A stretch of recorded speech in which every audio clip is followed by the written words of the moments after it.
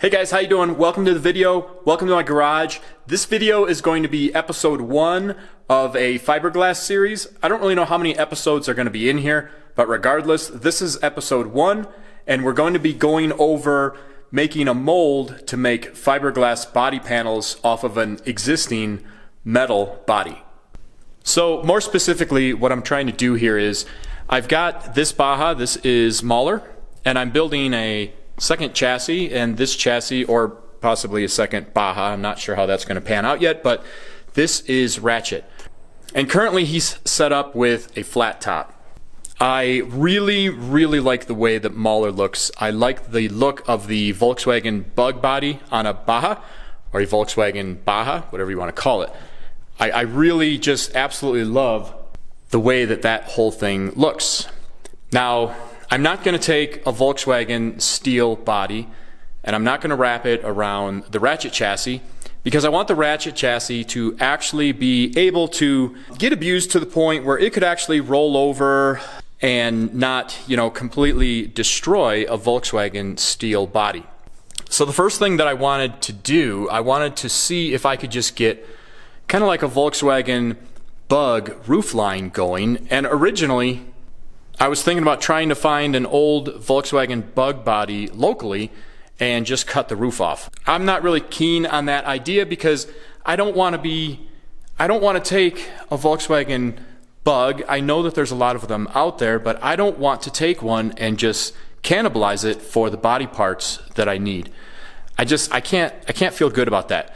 It wouldn't really take too much to see if I could just make a mold of the roof of Mauler here and then make a fiberglass roof off of that mold and then use that fiberglass roof for Wratchet. And so that's what this video is going to be. It's going to be me showing you how I'm making a fiberglass mold off of Mauler here, and we'll see if we can pop this off and see if it looks usable. And then the next video will be actually laying fiberglass in the mold so that we can actually see if we can make a usable fiberglass roof for Wratchet. Now here's my disclaimer. I have worked with fiberglass before, not for car body parts. I've made some radio-controlled boats that I've fiberglassed, and I've done fiberglass projects here and there, but very low scale compared to what this is. I'm taking you along. I've done a lot of research. I'm taking you along. I'm going to show you what I've done. There's probably better ways to do it. I don't know, but I'm going to show you the way that I did it and we'll see what we come up with.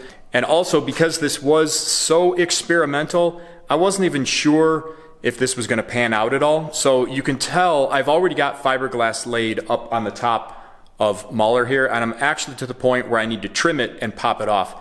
So there's a lot of work that I've already done up to this far. Because I wasn't sure if it was even going to pan out to this point, all I was doing was taking my GoPro and taking some footage of me doing that. So what I'm going to do to get you guys caught up to speed is I'm just going to go take that video, I'm going to edit it, and I'm going to do a voiceover just kind of telling you what I've done to get you to this far. All right, so at this point I'm wet sanding the roof of the bug with 1000 grit sandpaper. You might not have to do this on your project, whatever it is, but the surface of this Baja is really rough.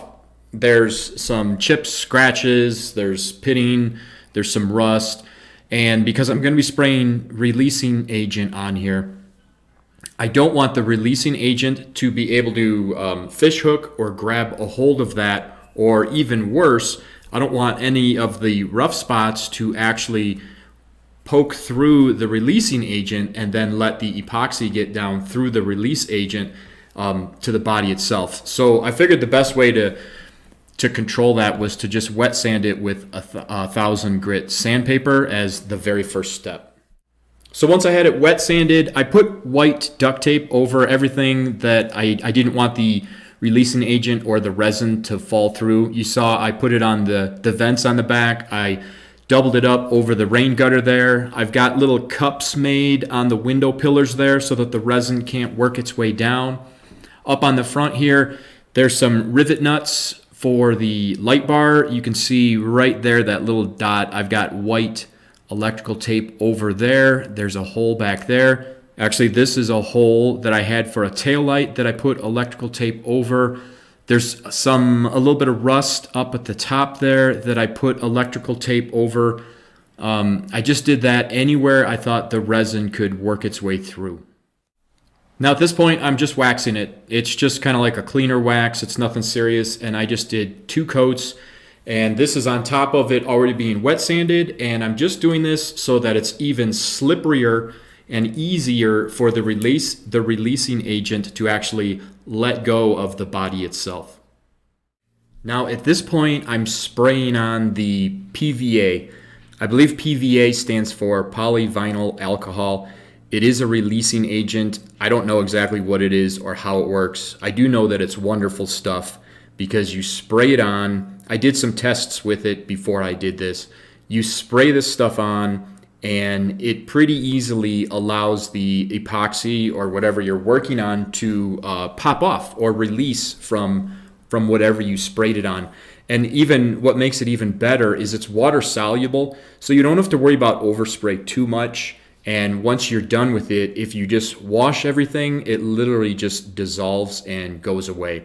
It's difficult to spray because although it does have a green tint, it's really hard to see where you're spraying it, and it's extremely important that you at least get a couple of coats everywhere, because if you miss anywhere, there's a very good chance that the epoxy is going to stick to the steel extremely well. That is one of the reasons I applied some wax, just in case some of this does work its way through the PVA. I still have a fighting chance of getting it off, but the next time I do this, I am going to use a slightly larger spray gun because it was really difficult to do this and get even covering. Now this is where the fun begins. This is where you're going to separate the men from the boys. I'm actually laying down cloth here, and you can see by the runs on the other side. I've actually already done this on the other side of the roof. I need to lay the cloth on here, and I need to lay it on as smooth as possible. It doesn't have to be perfect, but I'm trying to get it as smooth as possible. This is fiberglass cloth. I think it's 6 millimeter. I don't remember exactly, but I will in the description list the components that I used here. I'm trying to stretch it out and give it as smooth as possible, and then I'll start pouring the mixed resin on there and then kind of like squeegeeing it. Yeah, here you can see me pouring the resin on, and it requires quite a bit to soak in. And then I'm actually just using a piece of plastic. It's actually a used Amazon gift card. And I'm just using that as a squeegee and just running all the epoxy around. You can see as areas turn darker, it soaks in, and then once it does that, the fiberglass cloth actually gets really, really thin, and it actually sticks to the PVA really well. But you need to work it in, and that just kind of goes on and on and on, and you need to do that with each layer. I told you earlier I did 3 to 5 layers, so it takes a long time. Here I made just a little clip of, let's call it my mixing center. I had made several batches and I was doing some experimenting a couple weeks leading up to this. So I had purchased some epoxy and some pumps and some graduated cylinders, and I had calculated, how much of the resin I was going to use, how much hardener I was going to use. I would end up using about half a cup here, which I think was about 16 ounces is what I would end up mixing together. I could have mixed more, but I always got afraid if I mixed too much, it would just be too risky in case I made a bad batch or something like that. So I was mixing, about this much, and then just mixing the crap out of it to make sure that I don't actually have a bad batch. I didn't have any bad batches, but I was really careful with my measurements and with my mixing.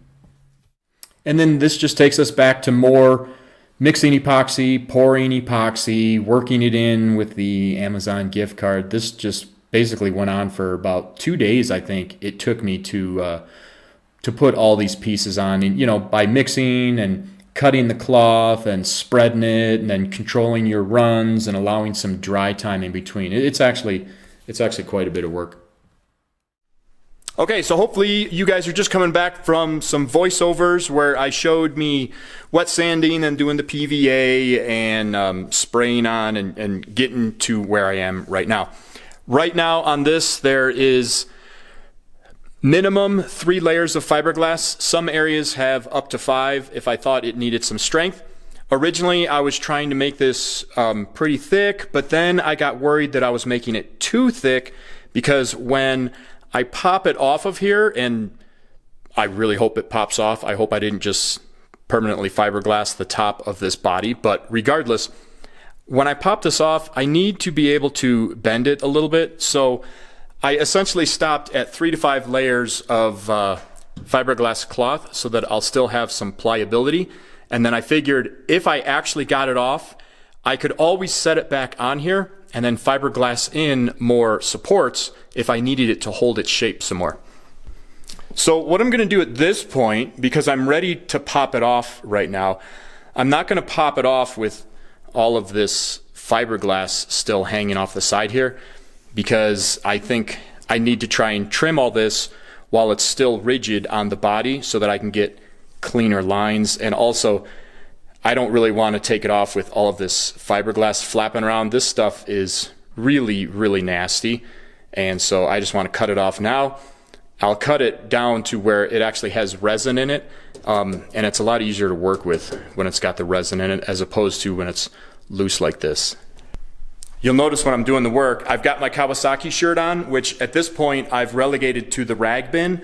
But because I'm going to be cutting fiberglass, I can already feel fiberglass in my, in my thumb just from touching that piece right now. That's how wicked nasty this stuff is.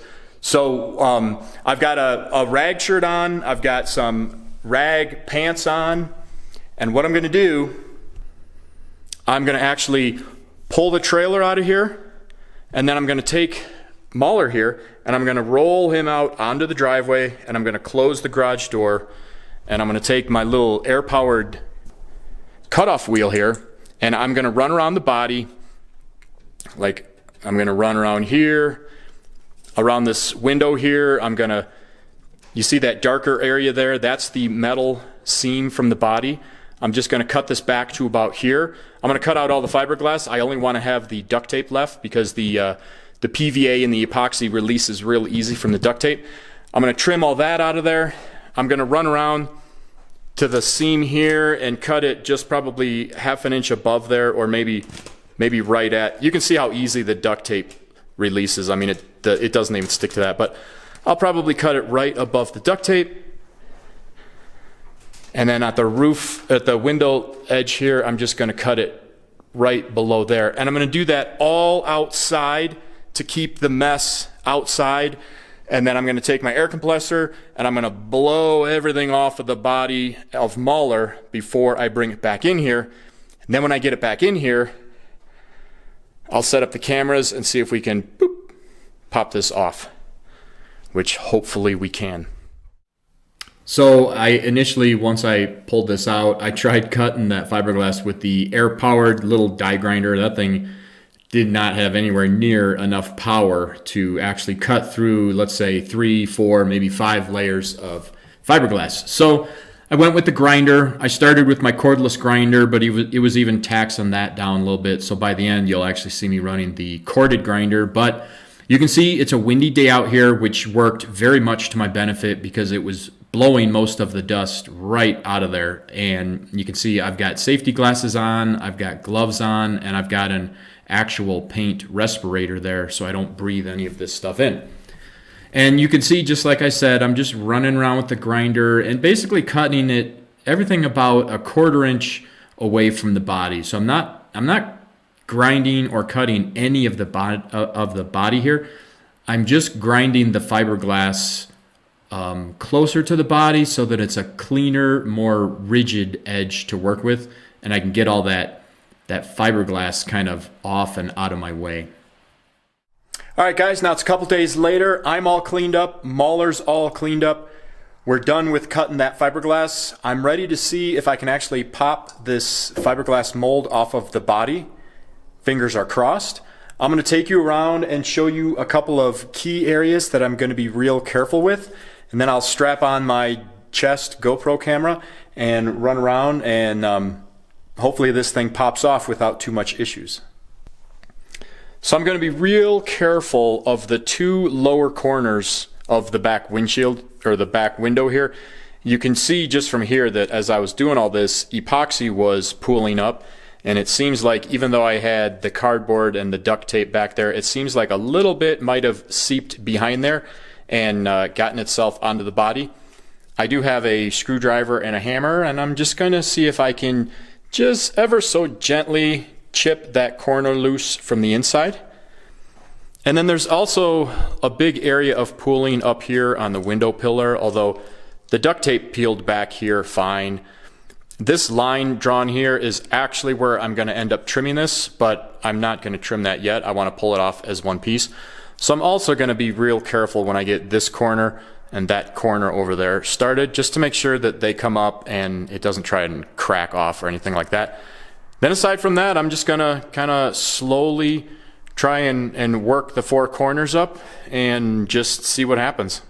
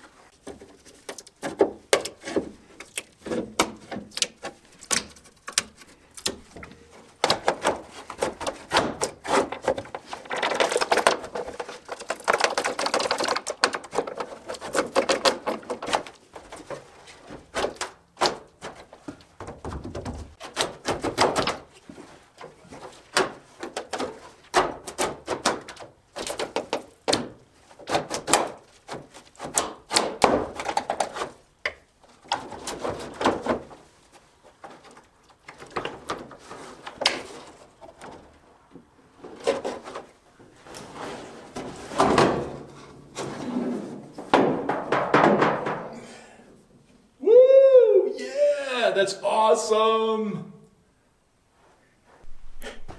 Guys, did you catch that? Man, I had the camera running as much as I possibly can. I hope that that caught a lot of when it was cracking and coming along. As I'd be working that piece along, it sounded like cracking ice, because it would be like, and I just went real slow.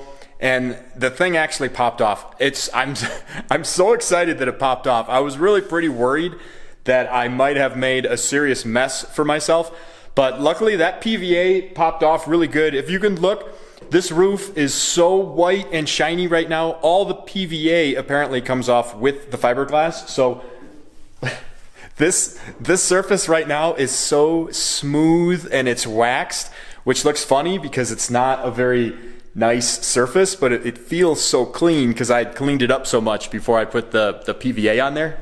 It was a little tiny bit difficult to get the corners started. They were kind of entangled with the duct tape, but once I got that sorted out, then I just started working my way back. It was also a little bit tricky on the lower corners here, but I realized if I just started at the front and then worked my way back and just kind of got slow as I got towards the back, it basically would just kind of push it out, and then by the time I got to the back, it just like popped off. But it did work, and I do have a one-piece mold now of the roof of the Baja Bug, which is so exciting. I still, this is not done yet, obviously. I wanted to make sure that I could pop it off of the Baja before I went too far, but now I can put it back on the Baja, and it just clicks on like a perfect fitting Lego piece. And I'm going to put it back on, and now I'm going to put a bunch more strengtheners on there all over the place, because you can pick it up and you can carry this, but it's not super duper strong. It's struggling just to hold up its own weight. So I'm going to put all sorts of pieces in here, make it really strong. So then at that point, it's so transparent and green, I can't see what the undersurface looks like yet, because this is going to be the surface that the actual fiberglass roof is made out of. So I'll need to make sure that this is smooth, but I'll be honest with you, as I'm feeling this with my hand, it's actually pretty smooth. I know I'll need to do some repairs, but that's not as bad as I thought. I mean, if I just run a sander and do some light glazing putty over there, just to hide like the duct tape marks and where some of the paint scratches were, that'll be in pretty good shape. But before I do any of that stuff, I'm gonna completely strengthen the top so that I can flip it upside down and comfortably work on the inside, and know that as I'm doing that, it's not distorting anything, because I do want it to hold its shape. And then once I get that, I'm gonna make, and I'll have a video when I make the actual fiberglass roof, obviously, but once I get that fiberglass roof, I'm gonna see if I can put it on Wratchet. I think that'd be cool. I'd have to make some minor changes to the chassis on the top, but if I could get it to have a similar look to Mauler here, I think that would be pretty sweet. I've got some plans and some things I want to try out with that, but let's not delve into that until we actually have the fiberglass roof and see how that turns out. So guys, that's it for this video. This will be part one. Part two will be actually making the fiberglass roof that goes inside, because this is the mold that I'll be using to make the fiberglass roof. But I'm super excited that you guys were able to come along as I made this, because it was so exciting when it actually popped out of there. So that was really cool. So thanks for watching the video. I hope it's helping you with your projects, whatever they might be, and I hope to see you on the next video. Take care.